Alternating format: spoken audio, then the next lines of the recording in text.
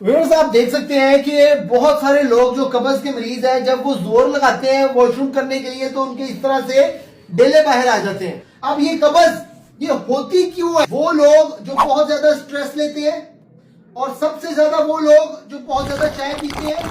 चाय आपकी बॉडी में मैदे में खुश्की और तजाबियत पैदा करती है।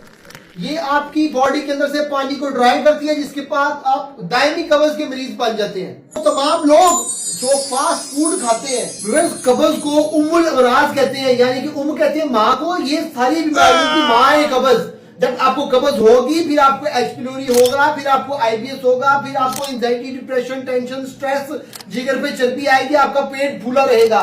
तो व्यूअर्स ये जो कब्ज है इसका इलाज आपने ये करना है कि ये आप मेरा अंगूठा देख रहे हैं, इस अंगूठे के मुताबिक आपने अदरक लेना है और आपने 3 डंडियां लेनी है पूरी पुदीने की, उसके 3-4 टुकड़े कर लेने हैं और एक छोटा चम्मच आपने जीरे का लेना है। इसको आपने तकरीबन 10 से 15 मिनट तक आपने इसको हल्की आंच पे बॉइल करना है और इसका जो कप बनेगा वो आपने फ्रेश सुबह दोपहर शाम पीना है, यानी कि जब भी बनाना है इसको फ्रेश बनाना है।